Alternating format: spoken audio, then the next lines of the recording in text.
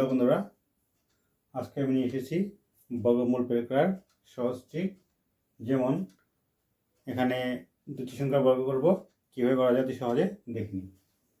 যেমন 28 স্কোয়ারে একটা বর্গ করতে লাগবে, তাহলে কী করব, ফার্স্টে আমি এই সংখ্যাটা বর্গ করে নিব।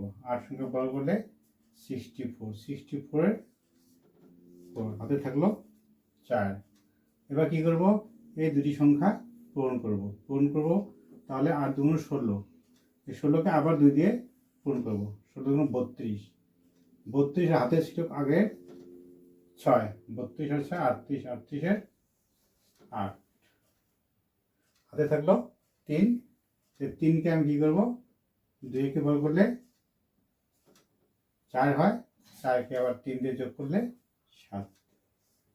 এটা হলো আমার 28 বর্গ। আরও একটু করে দিচ্ছি। যেমন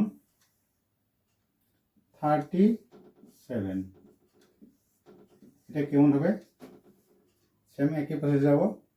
এই 7কে কী করবো, স্কোয়ার করবো। স্কোয়ার করলে কত হবে, 49। 49-এ 9 রাখবো, হাতে থাকবো 4। এবার কী করবো, 7কে 3 দিয়ে গুণ করলে 21, 21কে আবার 2 দিয়ে স্কোয়ার করবো।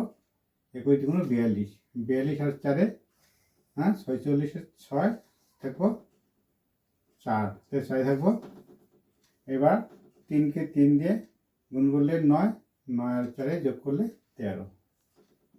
এটা গুণ হবে, এটা বর্গ হবে 13। আরেকটা অঙ্ক করে যাক।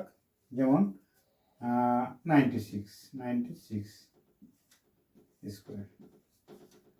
দেখে নেওয়া যাক, এটাকে বর্গ করলে 6কে 6 করলে 36-এর 6 হাতে থাকবে 3।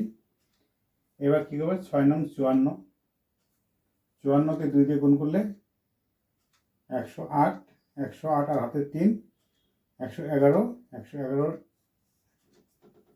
1 হাতে থাকলো 11। 9কে 9 দিয়ে গুণ করলে 81, 81 আর 11 82, 92 92। এটা হচ্ছে আমার বর্গ।